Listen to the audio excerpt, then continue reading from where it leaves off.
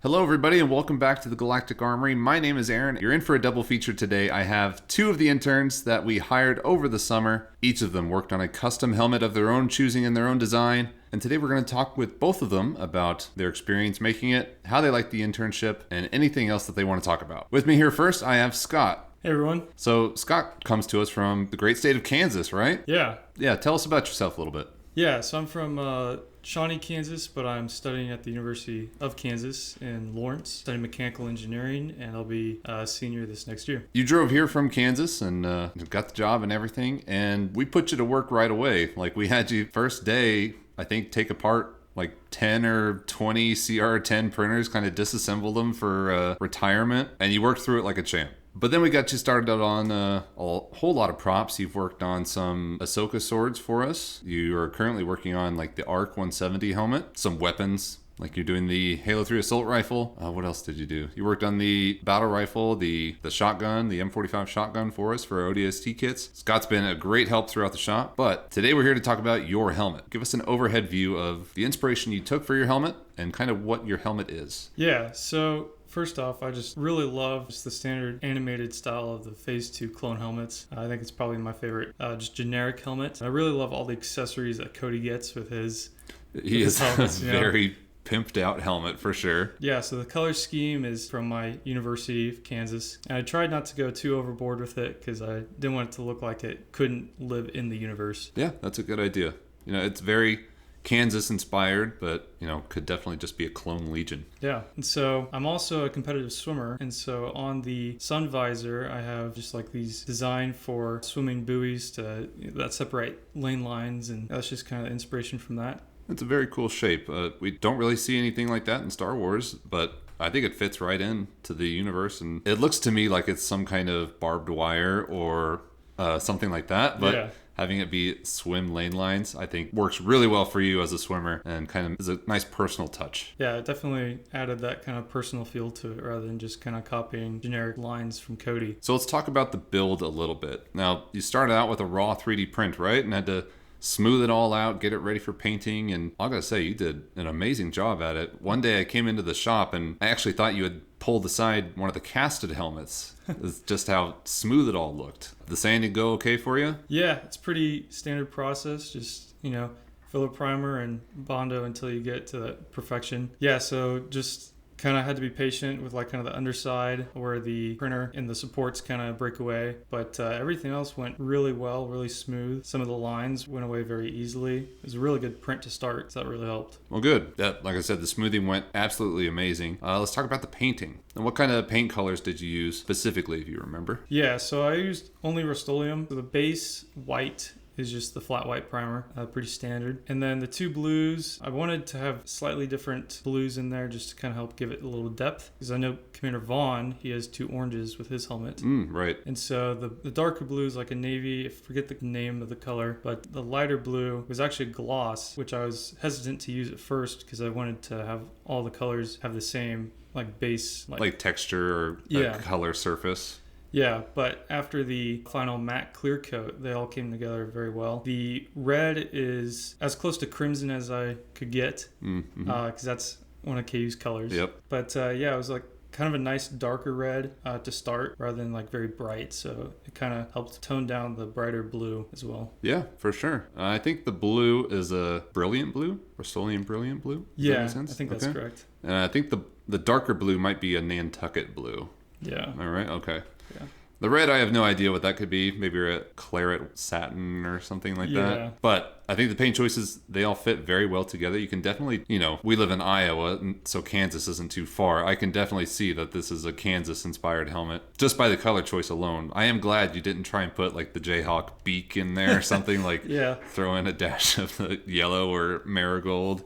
Around the face, but I think the paint job on it is very well done. Yeah, a yellow would have definitely stood out. I've done a helmet before where I've had tried to mess with some yellow and it's like you can't do too much because it really overpowers even just like a little dot here and there. So. Mm-hmm. Absolutely. So let's talk a little bit about weathering now. Now, what kind of were the steps that you did to weather this helmet? Yeah, so to start, I used black wash, which is something I have done before, but some techniques that Jamie had shown, especially about trying to get the paper towel lines to not look very uniform, to make it look like it had been in battle and not symmetric or anything like that. And then also with airbrushing, that's something I've never used before. And so Jamie was very kind and really good mentor to show me how to use that. He has a depth of knowledge on airbrushing that I could never hope to attain. Definitely a lot you can learn from him. So absolutely, that's good to hear. So after the airbrushing, and was that it for the weathering? Yeah, I didn't want to go too much with it. I considered adding some browns or some other kind of colors in there, but ultimately just decided to go with black. Okay, yeah. I think it definitely works for it. And after the weathering was done, you said you put a nice clear coat on it, and that kind of brought everything together. Yeah, so doing the matte clear coat, I did all that with the sun visor off, but with the other components on. I wish that I had put the matte clear coat on the flashlight before I added the lens paint onto the flashlight, because it kind of took away from that ultra shine that it used to have. Mm-hmm. Is there any other things you wish you would have changed throughout the helmet making process, or anything that didn't go according to plan? Yeah, I'm really pleased with how it all turned out, how it all came together. The visor does have a red film on it, and I kind of wish that it stood out just a little bit more, because it does look kind of black when you're just looking at it. But overall, I'm very pleased with the results of this helmet. Yeah, I think it came out amazing. I would not want to have to tape out the tape lines for that swim lane. It is very intricate, and having it sit here right in front of us, I can tell that would be a heck of a process and a heck of a job to get it right, and then to get it to actually come out well in the paint too. Yeah, I've actually never used pinstriping tape, and so this was kind of a first, and it really helped making those lines. Otherwise, I just would have used an X-Acto knife, which can actually kind of peel away some of that original paint that's on there. Yeah, pinstriping tape, huge benefit over using, like 2-inch masking tape or even 1-inch masking tape. Yeah. So Scott, you've made a beautiful helmet here. Let's talk a little bit about the internship in general. So you said you're going into your senior year at KU for mechanical engineering, right?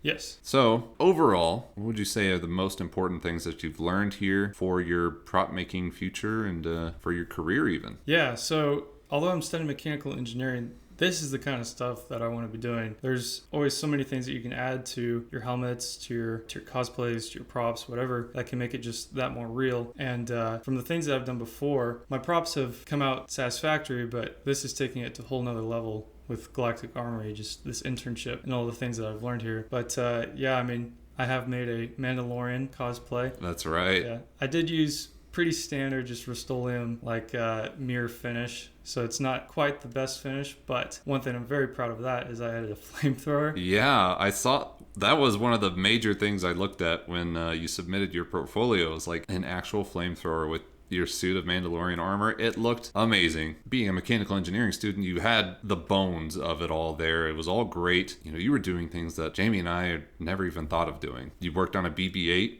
as well, like fully motorized and all that. Yep. I could never dream of making something like that. We can just paint well here. And so I'm glad to hear that you picked up some painting skills and some painting techniques that you can put on to those amazing builds that you're working on outside. Yeah, because those builds, they only go so far with those like added features, adding the realistic paint and just everything that pulls it all together and make it look like that it can be in the universe. Right. And those sort of things, they are, lots of people can paint really well and make a good looking costume. I'd say not many people can paint a good looking costume and make a functioning flamethrower to go into it. So yeah. I think you're really rounding out a great set of skills. I think you're going to do great things post-graduation and in your prop making hobby and hopefully prop making career. Yeah, hopefully definitely the career part. Well, Scott, any parting words, parting ideas you have going forward? We're about a couple weeks now from you leaving us, sadly, and going back to school. Yeah, unfortunately. But any project plans or anything like that for the school year? Yeah, I mean, I'm still working on that BB-8 droid. I'd like to finish that off and redoing all the paint for that, because what I have before is kind of super basic. Yeah. But yeah, I mean, there's always projects to be doing, especially with Galactic Armory putting out files. Right. I try and do that all the time. And so I try and keep all you prop makers as busy as I am. Scott, thank you for your time. Thank you for working here. It's been an absolute pleasure.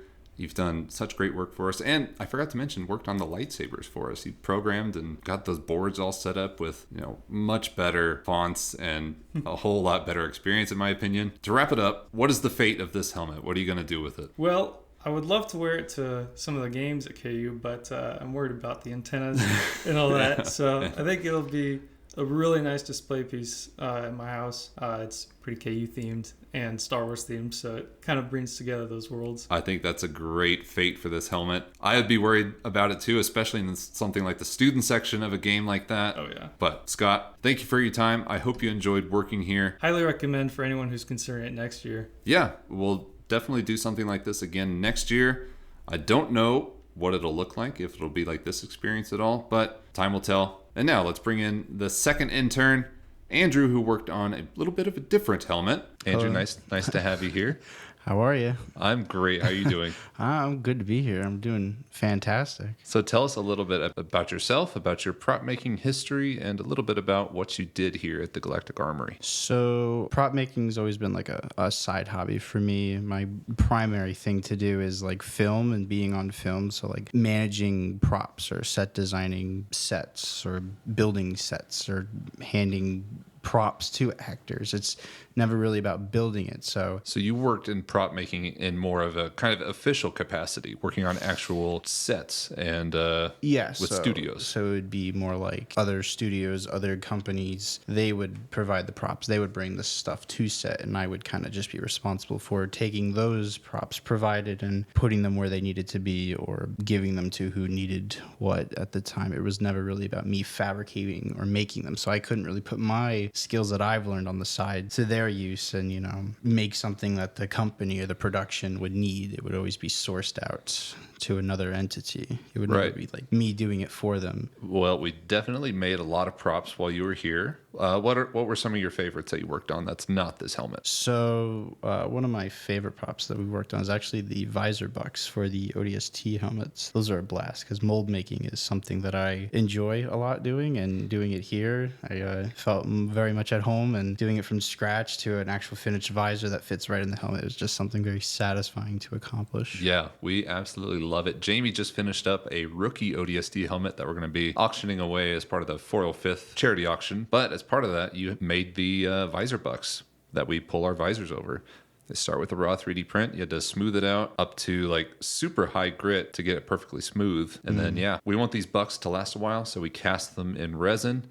To do that, we first have to make the mold. It's a whole process. And so we're very pleased with how those visors came out. You did the ODSTs and you did the Rebel Pilot, right? Yes, the Rebel Pilot also. That was a lot less complicated than the other ones. A lot less. And the ARC 170 Pilot, I believe, right? Yeah, I did a little bit of touch up on that. And also working on the Commando one currently as well. Okay. Yeah, we're very excited about those. So I'm not from around here. I'm actually all the way East Coast, New York. That's right. You made the drive out here to Iowa in one shot. How long did that take again? That took 24 hours straight.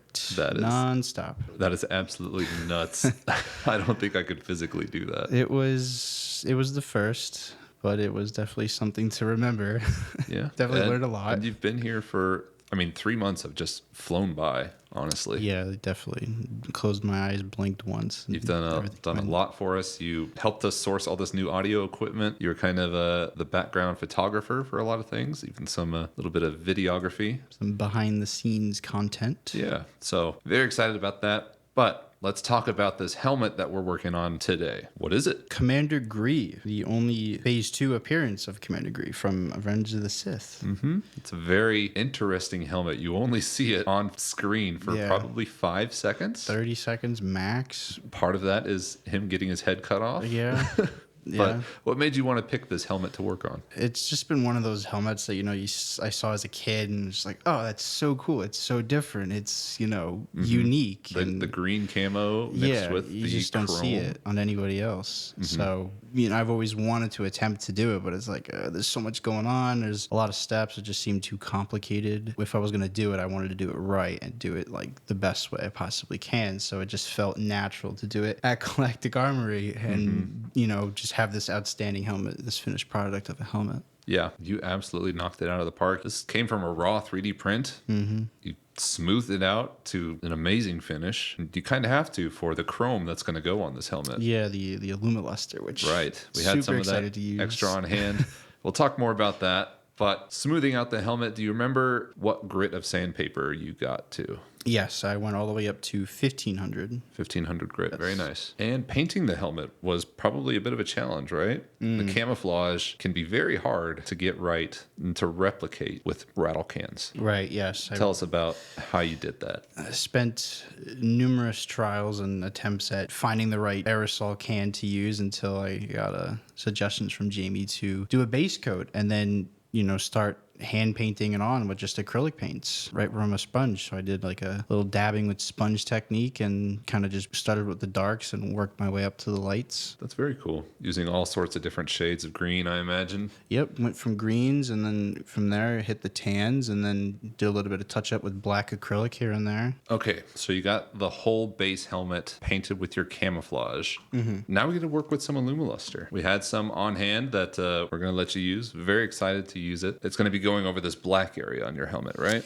Yes, the black stripe right in front of the face that loops around the back. That's where all the chrome is going. So first we hit with about 4 coats of that clear coat, get it nice and shiny. Yep, you want a nice reflective surface for that chrome to lay on top of and the light reflect off of. Mm-hmm.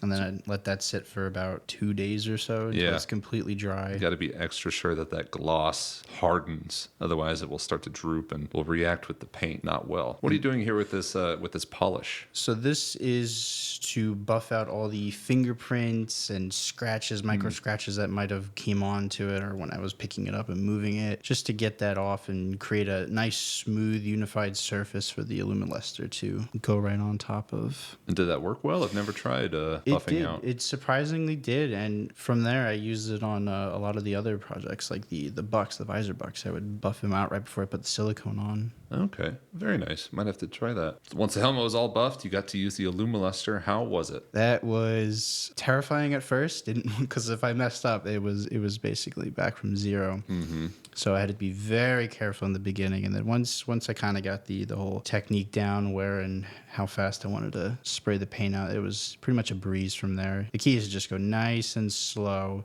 Mm-hmm. Don't want to go too fast. Don't want to go too solid with the paint. You don't want to make it kind of gum up or blob up in certain areas.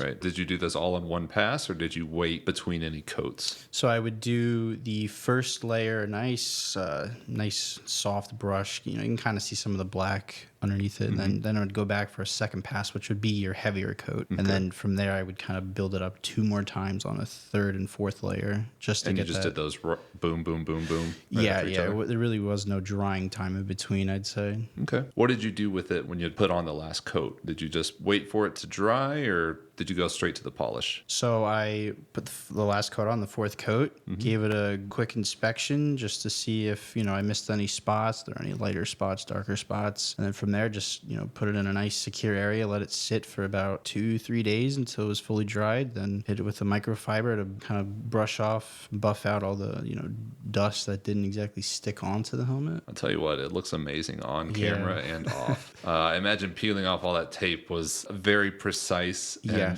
difficult to try not to smudge anything. Mm-hmm. That or peel off any paint. Exactly. But once you got that off, it was time for the visor. Because he has a green tinted visor, right? Yes, he does. It's one of the also unique features with Gree is his visor is green. Yeah, it's very cool. So looks like here you're cutting out a sheet of transparent acrylic or transparent PETG. Then you're going to use some window tint backing on it, right? Mm-hmm. How did that go? It went well. I feel like there is, some things to improve in the future. You can get it kind of brighter or darker depending on, your preference. But for what we had and for what it was, I think it came out pretty accurate.